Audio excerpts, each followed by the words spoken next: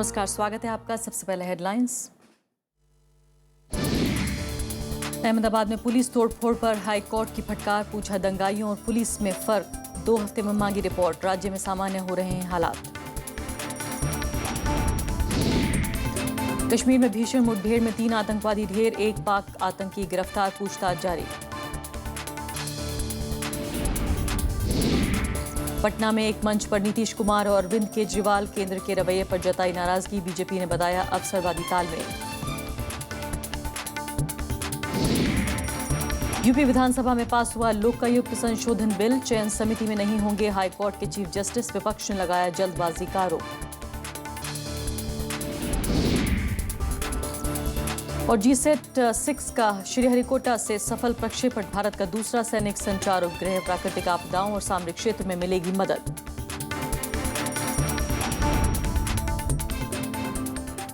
और आइए शुरुआत करते हैं पहली खबर से।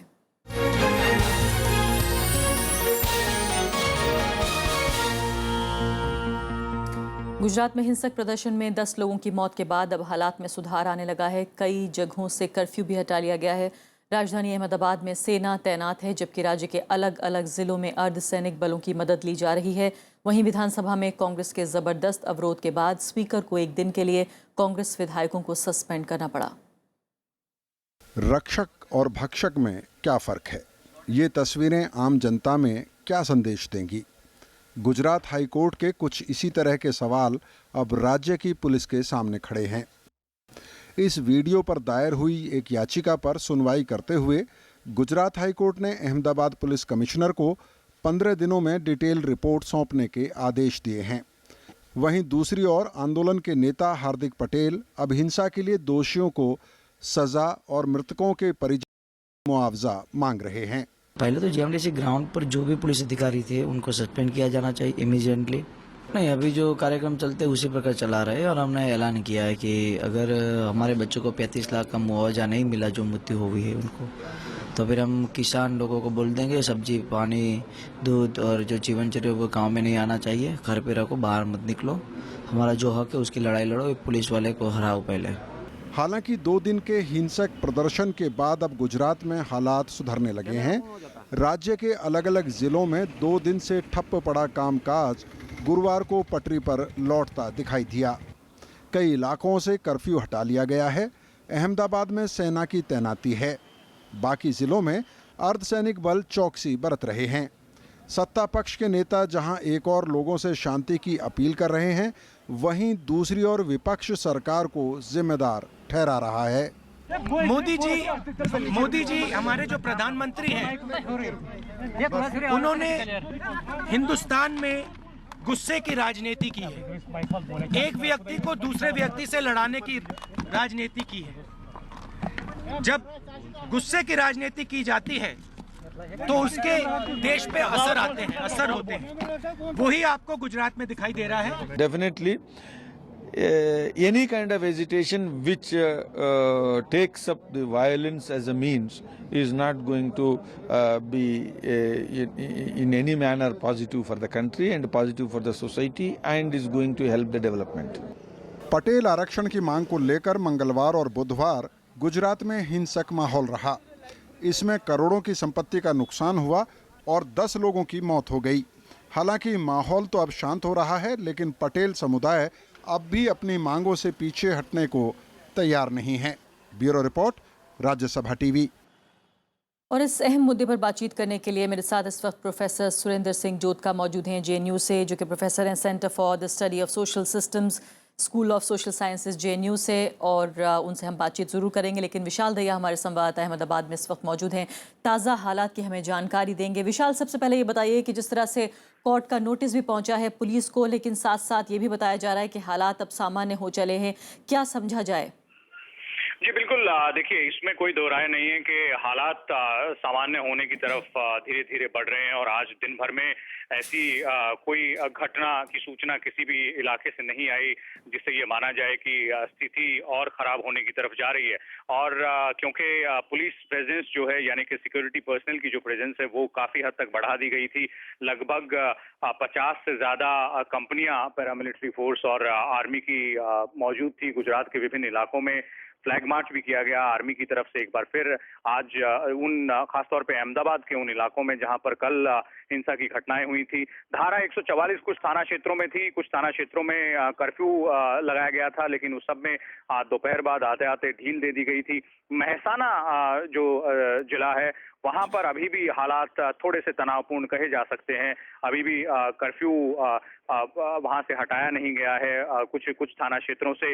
और सबसे बड़ी जो जिसे कहा जाए कि सबसे बड़ी चुनौती जो एडमिनिस्ट्रेशन के पास थी पिछले 24 घंटों में, यानी कि जो लाइफ है, जो जनजीवन है, उसको सामान्य तरीके से एक बार फिर से कैसे लाया जाए, उसमें बहुत हद तक सफलता हासिल की गई है। लेकिन जो मूल मुद्दा था इस सब के पीछे, यानी कि जो पटेल जो जाति के जो लोग थे, उनका जो आंदोलन था, आरक्षण के लिए जो मांग थी, उसको लेकर बात आगे कहीं नहीं बढ़ रही है, क्योंकि पटेल समुदाय के लोग अभी भी अपनी मांग पर अड़े हुए हैं कि उनको 27% जो ओबीसी का आरक्षण है, 27% उसके तहत उसके अंदर जी हाँ उनको विशाल, भी और स्थान अहम बात मिले। ये भी है कि जिस तरह से धमकियां भी मिल रही हैं पटेल समुदाय की तरफ से, उन्होंने ये भी कहा है कि दूसरे समुदाय तक वो दूध की सप्लाई और बाकी चीज़ों की सप्लाई, जो भी कारोबार वो करते हैं, वो बंद कर देंगे, जिससे लोगों पर असर पड़ना शुरू हो। आपको ये आंदोलन अब यहाँ से कहाँ जाता हुआ नजर आ रहा है? क्या आपको लग रहा है लोगों में, जो लोग एजिटेशन कर रहे हैं, प्रदर्शन कर रहे हैं, उनमें थकान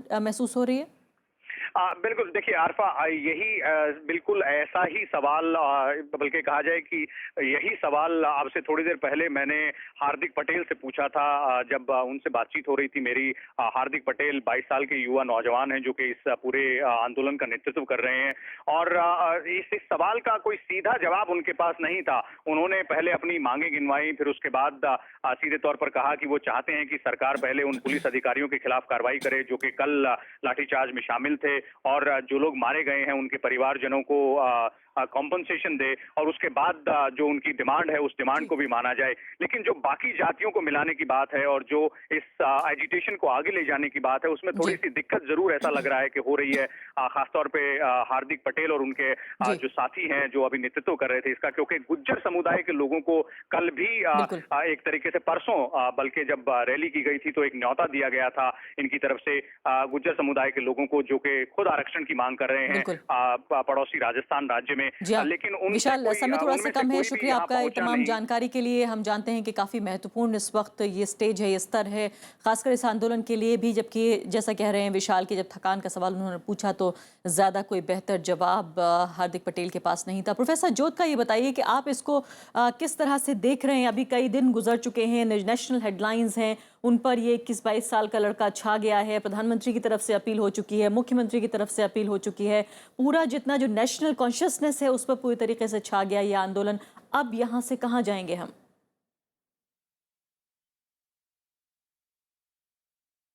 कई सारे सवाल पैदा करता है। आई थिंक उन सवालों को हमें पहले तो पोज करना पड़ेगा, फिर देखना पड़ेगा उसके जवाब कहाँ पे हैं।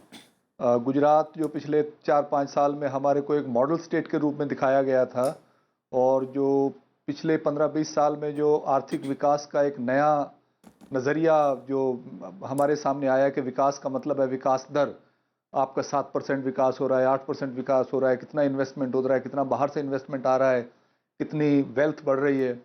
उस विकास ने एक बड़ा हमारे को एक बड़ा नाजुक समाज दिया है, बहुत फ्रेजाइल सोसाइटी दिया है, जिसमें जो एक डोमिनेंट कम्युनिटी है, जो पटेल पाटीदार पटेल हैं, उनका पूरी भागीदारी रही है उस विकास में।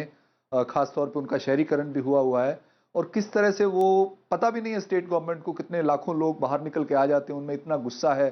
कहीं ना कहीं से वो एक जो पार्टनरशिप होनी चाहिए, इन्वॉल्वमेंट होनी चाहिए, उनका अपना ओनरशिप होना चाहिए स्टेट के बारे में, स्टेट के विकास के बारे में, वो बिल्कुल दिखाई नहीं देता। ये बहुत सरप्राइजिंग बात है। अगर गुजरात में ये हो रहा है तो बाकी जो प्रदेश हैं उसमें और भी ज़्यादा एलियनेशन होगा, और अगर इस तरह से वायलेंस एकदम से भड़क सकती है तो ये बहुत चिंता की बात है। तो हम जिस तरह से हमने प्रोफेसर जोत का, अगर मैं इंटरवीन कर सकूं तो क्या ये भी आप कहना चाह रहे हैं कि आप ये कह रहे हैं कि जो एक आपस में बातचीत होनी चाहिए थी, क्योंकि बहुत सालों से एक ही पार्टी की सरकार है वहां पर, खुद जो प्रधानमंत्री हैं इस वक्त वो 12 साल, लेकिन क्या आपको लगता है कि वहां समाज की जो नब्ज है उस पर पार्टी की सरकार का हाथ नहीं है?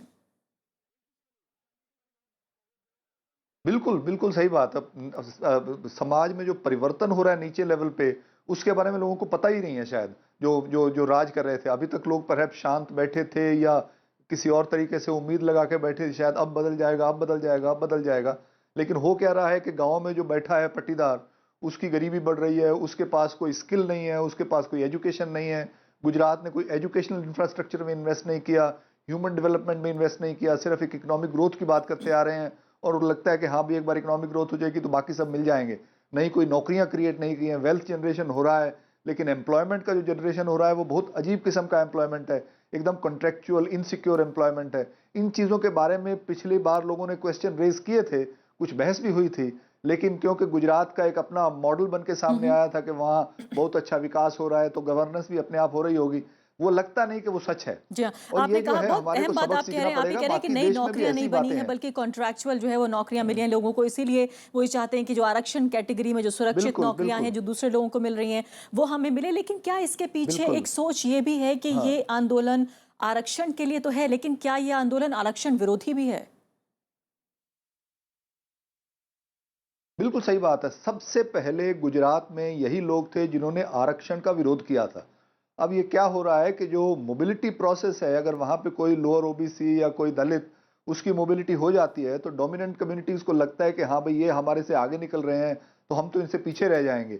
वो लोग मेहनत कर रहे हैं या कुछ कोटे के जरिए जा रहे हैं या आगे जा रहे हैं, तो वो एक कहीं ना कहीं पे जो कॉन्फ्लिक्ट हो रहा है डोमिनेंट कास्ट में या अपर कास्ट में, और जो परसीव्ड मोबिलिटी है लोअर कास्ट की, हालांकि लोअर कास्ट के भी बहुत ज़्यादा प्रॉब्लम्स हैं, ये नहीं है कि उनके लिए बहुत ज़्यादा जॉब्स अवेलेबल है, क्योंकि पिछले 15-20 साल में सरकारी सेक्टर में कोई ज़्यादा नई नौकरियां आई कि नहीं है। एग्जिस्टिंग नौकरी में थोड़ी बहुत जो है उनमें नेचुरली जो गांव के उनके साथ पढ़ने वाले उसको शायद नौकरी मिल गई, उसको नहीं मिली, तो उस करके एक ईर्ष्या की भावना बहुत ज़्यादा है।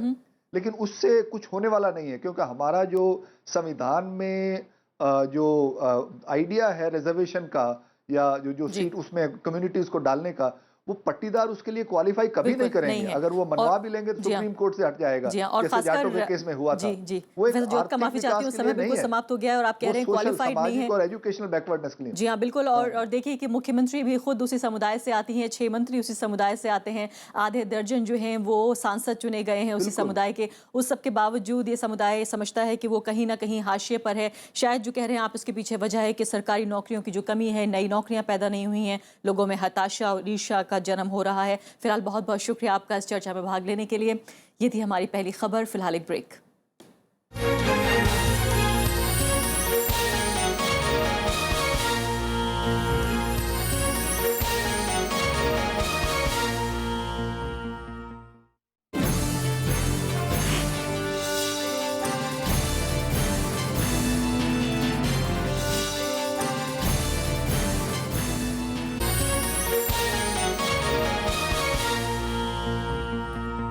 जम्मू कश्मीर के बारामूला में आज सेना और आतंकियों की मुठभेड़ हुई, जिसमें 3 आतंकी मारे गए जबकि एक आतंकी को मौका वारदात से गिरफ्तार किया गया। पकड़े गए आतंकी का नाम सज्जाद अहमद है और वो पाकिस्तान के पंजाब प्रांत के मुजफ्फरगढ़ इलाके का बताया जा रहा है। जम्मू कश्मीर के बारामूला से आई ये तस्वीरें आतंकियों के लिए करारा जवाब हैं। बुधवार रात से चली आ रही इस मुठभेड़ में सेना ने 3 आतंकियों को मार गिराया, जबकि सज्जाद अहमद नाम के एक आतंकी को गिरफ्तार किया गया है। सज्जाद पाकिस्तान के मुजफ्फरगढ़ का रहने वाला है।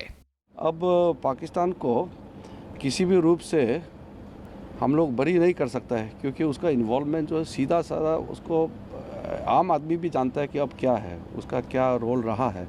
इसलिए मेरे ख्याल से हमारे लिए उपलब्धि है और इसको हम अच्छी तरह से इस्तेमाल करेंगे। एक ही महीने में ये दूसरी दफा है कि किसी पाकिस्तानी आतंकी को भारत की सरजमी पर पकड़ा गया है।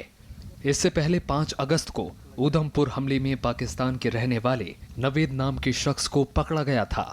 Bureau report, Rajya Sabha TV. Jammu Kashmir के दौरे के दूसरे दिन आज कांग्रेस उपाध्यक्ष राहुल गांधी ने पुलवामा और सोपोर में जनसभाओं को संबोधित किया। उन्होंने राज्य की पीडीपी बीजेपी सरकार को मौका परस्त सरकार करार दिया। इसके साथ साथ राहुल गांधी ने कश्मीरी पंडितों की समस्याओं को संसद में उठाने की बात भी कही। कश्मीर के पुलवामा में किसानों को संबोधित करते हुए राहुल गांधी केंद्र और राज्य सरकार पर जमकर बरसे। उन्होंने राज्य की पीडीपी बीजेपी सरकार के गठबंधन को अवसरवादी गठबंधन करार दिया। साथ ही उन्होंने राज्य सरकार पर यूपीए की विकास योजनाओं को आगे बढ़ाने में नाकाम रहने का भी आरोप लगाया।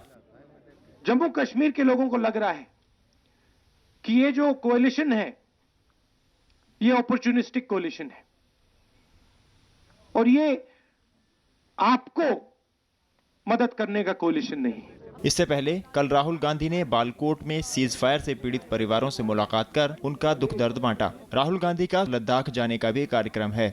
Bureau report, Rajya Sabha TV. Delhi के मुख्यमंत्री अरविंद केजरीवाल ने आज पटना में नीतीश कुमार के साथ मंच साझा किया। दोनों नेताओं के निशाने पर केंद्र सरकार रही। बीजेपी ने दोनों नेताओं की इस मुलाकात को अवसरवादी करार दिया। बिहार के मुख्यमंत्री के बुलावे पर पटना पहुंचे दिल्ली के मुख्यमंत्री अरविंद केजरीवाल ने जहां एक तरफ नीतीश कुमार के सुशासन की तारीफ की, वहीं दूसरी तरफ केंद्र सरकार की नाकामियों को गिनाया। अरविंद केजरीवाल ने केंद्र सरकार पर वादा खिलाफी और काम में बिना वजह हस्तक्षेप करने का आरोप लगाया। चुनाव खत्म होने के बाद जो भी पार्टी जीते केंद्र सरकार में और राज्य सरकार में, दोनों के बीच में तालमेल होना बहुत जरूरी है देश के विकास के लिए। अगर दोनों के बीच में टकराव होता है तो ये अच्छा नहीं है, देश के लिए अच्छा नहीं है। लेकिन पिछले 6 महीने से जिस तरह से दिल्ली सरकार को एक के बाद एक केंद्र सरकार टांग अड़ाती जा रही है, ये देश के लिए अच्छा नहीं है। इधर बीजेपी और उसकी सहयोगी पार्टियों ने अरविंद केजरीवाल के समर्थन को अवसरवादी करार दिया है। केजरीवाल जी ने इस गठबंधन के साथ हाथ बढ़ा करके ये भ्रष्टाचार का जो मुहिम है वो उसके पर्याय बनते जा रहे हैं। वो तो अपनी बड़ाई करते रह गए, गूंज किनकी क्या सुनाई पड़ती है हम भी सुन रहे थे। अरविंद केजरीवाल जी ने एक शब्द भी बिहार सरकार की उपलब्धि के संबंध में नहीं कहा। पटना पहुंचे अरविंद केजरीवाल को विरोध भी झेलना पड़ा। बिहार में इस साल सितंबर अक्टूबर में विधानसभा चुनाव होने हैं। ऐसे में अरविंद केजरीवाल का बिहार दौरा अहम माना जा रहा है। Bureau report, Rajya Sabha TV. विपक्ष के वॉकआउट के बीच उत्तर प्रदेश विधानसभा में आज लोकायुक्त संशोधन बिल पारित हो गया। इसके बाद लोकायुक्त की नियुक्ति में हाईकोर्ट के मुख्य न्यायाधीश की कोई भूमिका नहीं होगी। विपक्ष ने सरकार के इस कदम की आलोचना की है। उत्तर प्रदेश विधानसभा के मॉनसून सत्र के आखिरी दिन सरकार ने लोकायुक्त संशोधन बिल पारित कर दिया। लोकायुक्त का चयन अब 4 सदस्यीय कमेटी करेगी, जिसमें मुख्यमंत्री, विधानसभा अध्यक्ष, नेता विपक्ष और सेवानिवृत्त जज होंगे। सरकार के इस कदम पर विपक्ष हमलावर है। सरकार का चरित्र का उजागर करता है कि सरकार की मानसिकता क्या है और सरकार की कितना अंतर है। पूर्व में कोई कार्यक्रम नहीं था, अचानक विधेयक प्रस्तुत किया गया और हम लोगों से कहा गया कि इसमें अपना विचार प्रकट करें। इधर बीएसपी ने साफ किया है कि वो लोकायुक्त की नियुक्ति के पक्ष में है, लेकिन संशोधन विधेयक के खिलाफ हैं। बीएसपी ने सरकार पर अलोकतांत्रिक प्रक्रिया अपनाने का आरोप लगाया है। लोकायुक्त के चयन की जो प्रक्रिया चल रही थी उस पर मुख्यमंत्री के साथ नेता विरोधी की सहमति है, बिल पर सहमति नहीं है। बिल पर पूर्णतः सहमति है क्योंकि ये अलोकतांत्रिक है। हालांकि सरकार ने इस मामले पर सफाई दी है। प्रावधान में सिर्फ एक नया नाम जोड़ा गया है अध्यक्ष विधानसभा का, जिसकी निष्पक्षता के बारे में किसी को न संदेह है, न सदन में चर्चा में किसी ने संदेह व्यक्त किया है। इसलिए विपक्ष का यह आरोप संपूर्ण रूप से निराधार है। हाई कोर्ट के रिटायर्ड जज रविंद्र सिंह को लोकायुक्त बनाने पर इलाहाबाद हाई कोर्ट के चीफ जस्टिस को आपत्ति थी, जिसके बाद राज्यपाल राम नाईक ने लोकायुक्त नियुक्ति से संबंधित सरकार के प्रस्ताव को 4 बार लौटा दिया था। Bureau report, Rajya Sabha TV.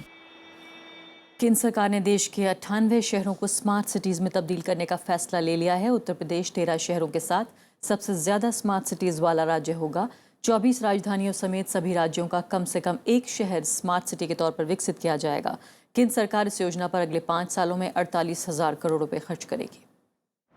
विश्व स्तरीय सुविधाएं, उच्च गुणवत्ता वाली जीवन शैली वाले शहर का सपना साकार होने का रास्ता साफ हो गया है। देश भर में प्रस्तावित 98 स्मार्ट सिटीज की लिस्ट आज केंद्र सरकार ने जारी की। 20 शहरों को इसी वित्तीय वर्ष में पैसा मुहैया कराया जाएगा। शहरी विकास मंत्रालय अगले 5 साल तक इन शहरों को हर साल 100 करोड़ रुपए देगा। राज्य सरकारों की भी खर्च में बराबर की हिस्सेदारी होगी। गाइडेंस के हिसाब से प्रदेश सरकारों ने अपना अपना स्टेट में इंटरनल कंपटीशन करके असेसमेंट करके पैरामीटर्स के आधार पर उन्होंने इस शहरों का उन्होंने सिफारिश किया। इसमें 2 अभी छूट गया। एक जम्मू कश्मीर ने कहा उनको और कुछ समय चाहिए, वो भी मेरे ख्याल से जल्द हो जाएगा।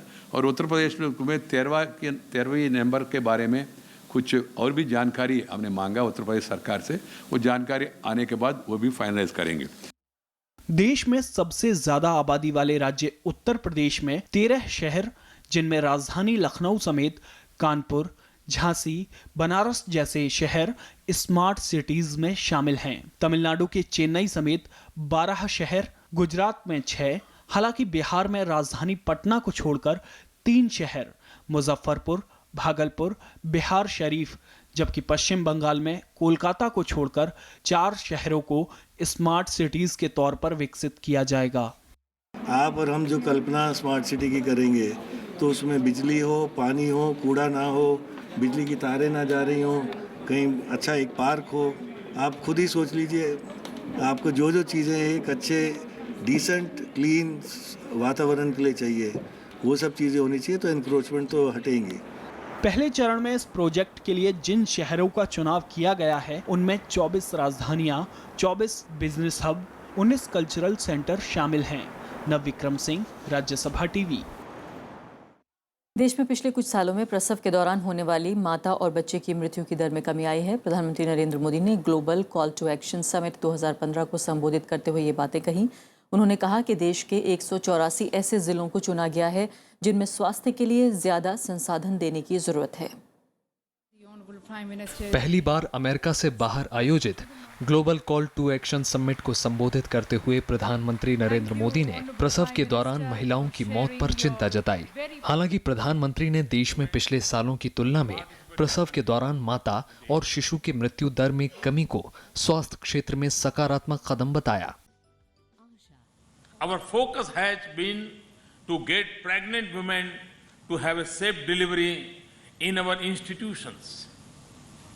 We launched an ambitious program, Janani Suraksha Yojana, where incentives were given for delivering in public institutions to the beneficiaries directly. प्रधानमंत्री ने कहा कि भारत के शिशु और मातृ स्वास्थ्य के मामलों पर वैश्विक प्रयासों में हमेशा भागीदारी की है। यही नहीं, पोलियो जैसी बीमारी को मिटाकर भारत ने अपनी प्रतिबद्धता भी साबित की है। India has always partnered with the global efforts on issues of child and maternal health.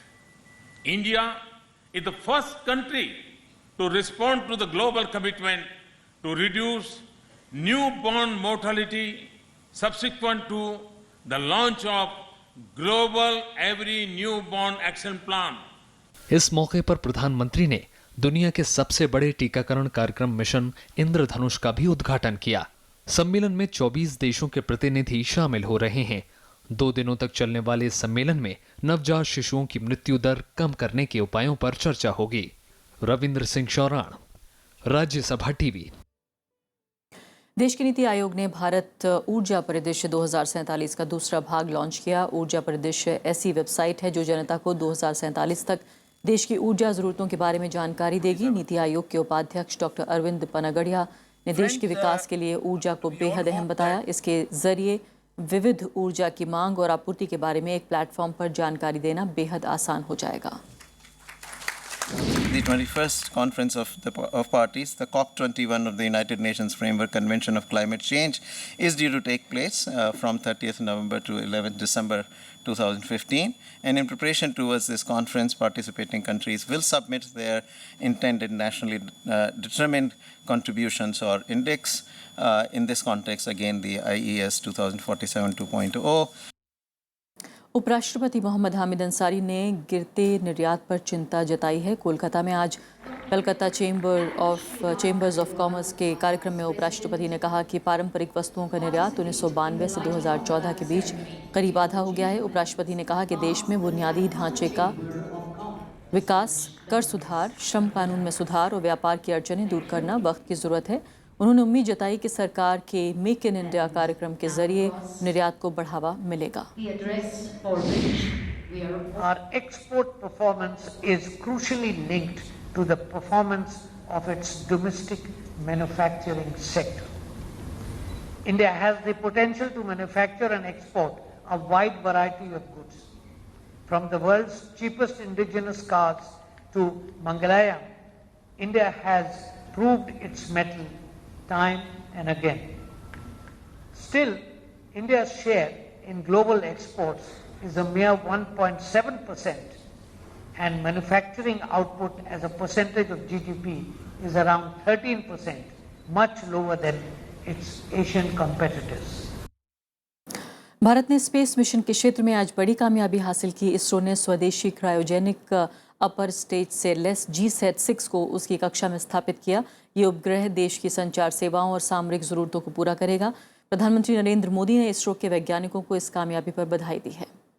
4, 3, 2, 1, 0, +1, +2, +3, +4, +5, +6, +7, +8, +9, +10 seconds. Auto tracking. आग की लपटें छोड़ते हुए GSLV D6 ने जैसे ही लॉन्चर पैड से उड़ान भरी, अंतरिक्ष विज्ञान के क्षेत्र में भारत ने नई कामयाबी हासिल कर ली। +25 seconds. आंध्र प्रदेश के श्रीहरिकोटा में सतीश धवन अंतरिक्ष केंद्र से छोड़े गए प्रक्षेपण यान ने सफलतापूर्वक GSAT-6 उपग्रह को उसकी स्थापित कर दिया। ये उपग्रह अंतरिक्ष में 36,000 किलोमीटर की ऊंचाई पर भूस्थैतिक कक्षा में काम करेगा। Today's performance of the launch vehicle clearly demonstrates that all the systems have been performing very normally, and the various intricacies of the cryogenic engine performance and the systems have been understood. Let me thank once again the entire ISRO team for the wonderful work it has done and the wonderful work it continues to do to meet the requirements of our country. इसके साथ ही इसरो की cryogenic तकनीक पर भी कामयाबी की मुहर लग गई। GSLV यान में भारत में बना क्रायोजेनिक इंजन लगा है। इसकी मदद से इसरो भारी उपग्रहों को भूस्थैतिक कक्षा में पहुंचा सकेगा। Sir, with this fantastic team ISRO, we will be back here for the next launch by April for a possible launch of June, July for next GSLV launch. GSAT-6 Bharat का 25वां भूस्थैतिक संचार उपग्रह है। ये GSAT सीरीज का 12वां उपग्रह है। इसका वजन 416 टन है और ये 50 मीटर ऊंचा है। सैटेलाइट में 6 मीटर चौड़ा एंटीना लगा है। इससे छोटे हैंडसेट के जरिए डाटा, वीडियो और ऑडियो को एक जगह से दूसरी जगह भेजना मुमकिन होगा। ये C बैंड में एक नेशनल बीम और S बैंड में 5 स्पॉट बीम से लैस है। इसका इस्तेमाल डिफेंस यानी सामरिक सेक्टर में भी होगा। साथ ही प्राकृतिक आपदा के समय दूर दराज के इलाके में भी छोटे हैंडसेट के जरिए संपर्क साधा जा सकेगा। ये 9 साल तक सेवाएं देगा। Bureau report, Rajya Sabha TV. तो इसी के साथ फिलहाल इतना ही। नमस्कार।